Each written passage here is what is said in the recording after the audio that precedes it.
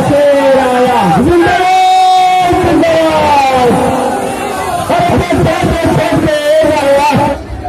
मोअज़्ज़िज़ हाज़रीन इकराम, मेरी ज़द्दा और माँ और बहनों, मैं आप तमाम का शुक्रगुजार हूँ कि आपने अपना कीमती वक्त निकालकर आज के इस इलेक्शन की जनसभा में आपने शिरकत की।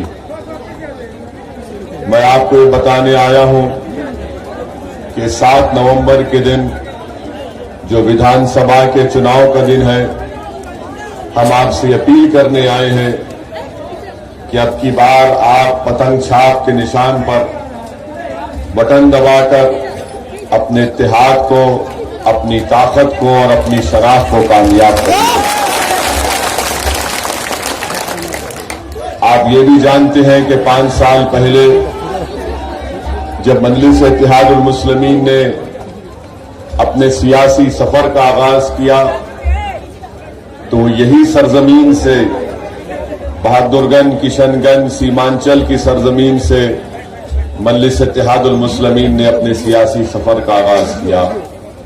और मैंने उस वक्त भी कहा और आज भी कह रहा हूं कि हमारी यहां पर मजलिस के क़याम करने का कई मकासद है, मगर एक बुनियादी मकसद ये है कि सीमांचल की ये सरजमीन जो ना सिर्फ बिहार बल्कि हमारे भारत देश में सबसे पसमानदा और सबसे बैकवर्ड इलाका है, और इस सरजमीन पर बसने वाले हर एक शख्स को, हर एक भाई को, हमारे बहन को, हमारे नौजवानों को, उनको इंसाफ मिलना जरूरी है। ये मजलिस इत्तेहादुल मुस्लिमीन की जद्दोजहद और मजलिस इत्तेहादुल मुस्लिमीन की कोशिश है कि सीमांचल की जनता को इंसाफ मिले।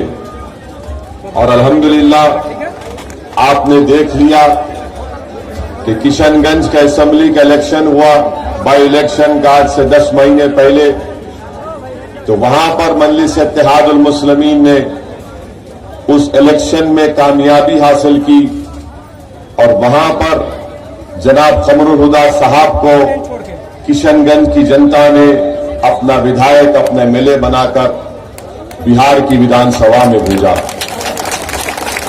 और मैं आपके बात बताना जरूरी समझता हूं कि किशनगंज से जब कमरुल हुदा हमारे एमएलए बनकर कामयाब हुए, 10 महीने में कमरुल हुदा साहब ने किशनगंज विधानसभा में 5 करोड़ के काम मुकम्मल करवा दिए विकास के, और अभी 60 करोड़ के काम चल रहे हैं, ज़ेरे दौरान है। कमरुल हुदा साहब ने 10 महीने में करीब 60 ट्रांसफार्मर, उसका कैपेसिटी थी उसको बढ़ाकर 100 केवी और 65 केवी से ज्यादा नए ट्रांसफार्मर को लगाया, वहां पर नस्ब किया। ये सिर्फ 10 महीने में मजलिस इत्तेहादुल मुस्लिमीन के एमएलए ने किशनगंज की विधानसभा में काम किया है। और मैं आपसे वादा कर रहा हूं कि यहां से आप मजलिस इत्तेहादुल मुस्लिमीन के उम्मीदवार जनाब अंजर नईमी साहब को कामयाब करिए। तो जिस तरह किशनगंज में 10 महीने में हमने काम करके दिखाया, इंशाअल्लाह ताला यहां से मजलिस के एमएलए जीतने के बाद उसी तरीके से, बल्कि उससे अच्छा इंशाअल्लाह ताला बहादुरगंज में काम करवाया जाएगा। आपको बात बताना मैं जरूरी समझता हूं कि बहुत से लोग हमसे पूछते हैं कि क्या आप सत्ता में आएंगे, क्या आपका विधायक मंत्री बनेगा। हम आपको बता रहे हैं कि हमारा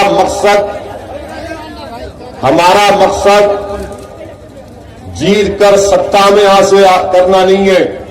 हमारा मकसद यह है कि जब ये गरीब जनता धूप में निकलकर 5-5, 6-6 घंटे लाइन में खड़े होकर किसी पार्टी को वोट डालती है, तो हमारा पहला मकसद यह है कि उस जनता से इंसाफ किया जाए, उस जनता के जज्बात और उनकी तकालीफ को दूर किया जाए। मेरा मकसद मिनिस्टर बनना नहीं है। मैं इंशाअल्लाह ताला अपनी जिंदगी में कभी भी इख्तिदार या वो मंत्री संतरी का मुझे शौक नहीं है। मैं गरीबों के दिलों में अपनी जगह बनाना चाहता हूं और बनाकर रखूंगा इंशाअल्लाह। हाँ, जिनको सत्ता मिली उन्होंने बहादुरगंज के लिए क्या किया हमको बताओ।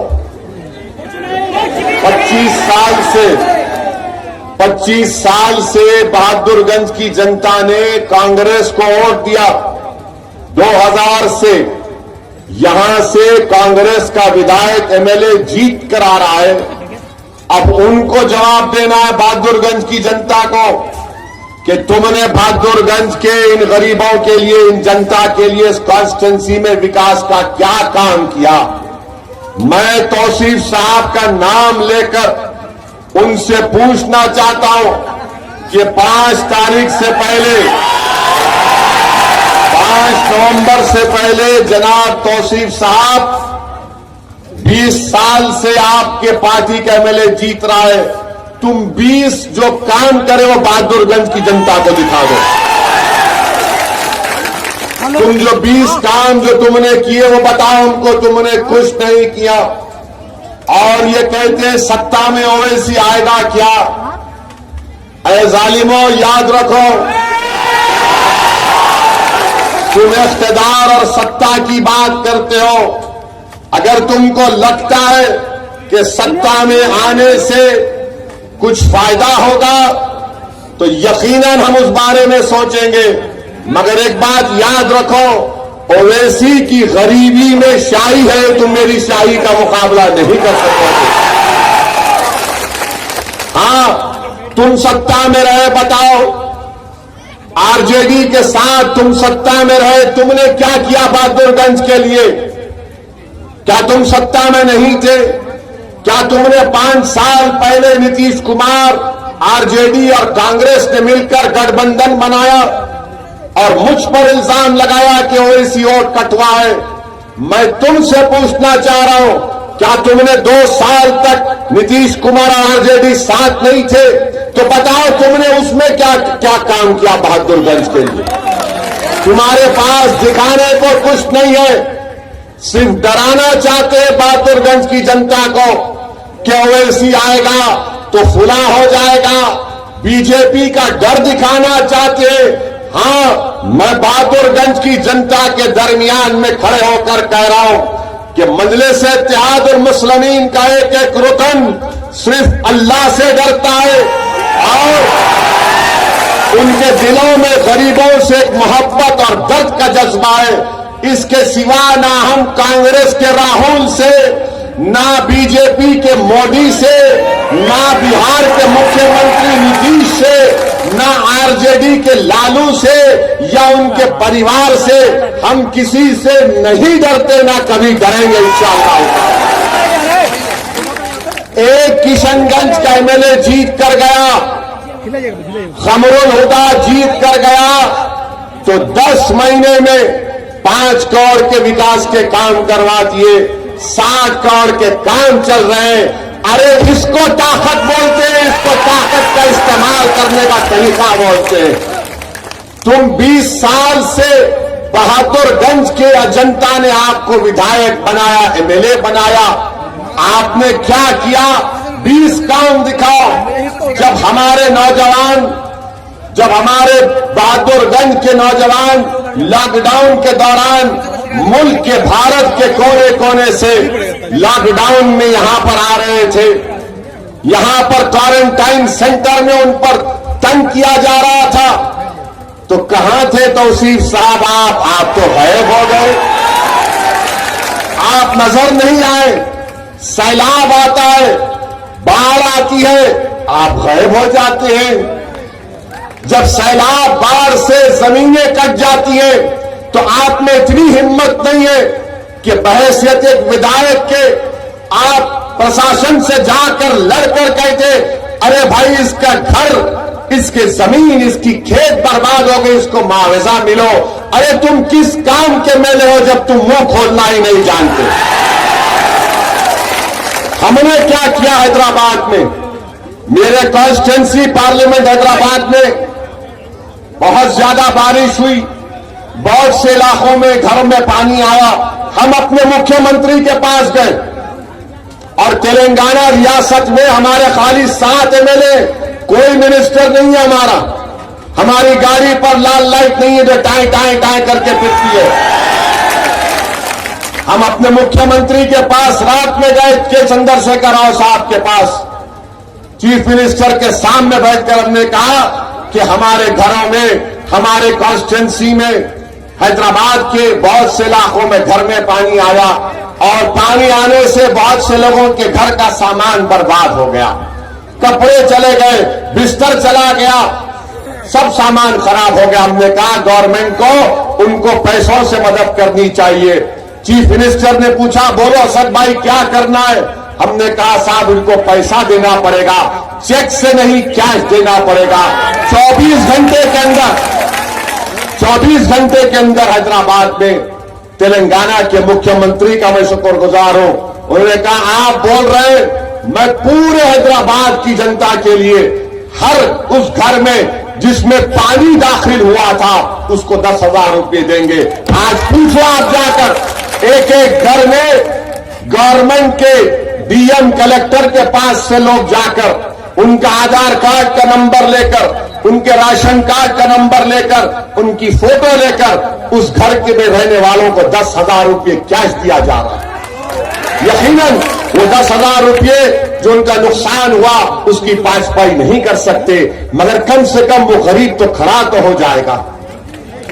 ये विधायक आपका क्या किया बताओ आप कुछ नहीं करते। अब आप कह रहे कि मैं मंत्री बनने वाला हूं, मेरा साथ दो। तौसीफ साहब, आपकी ये बात सुनकर वो याद आया कि बिल्ली के ख्वाब में छिछड़े ही सही। यानी तुमको 20 साल एमएलए बनाए, अब मंत्री बनाना पड़ेगा।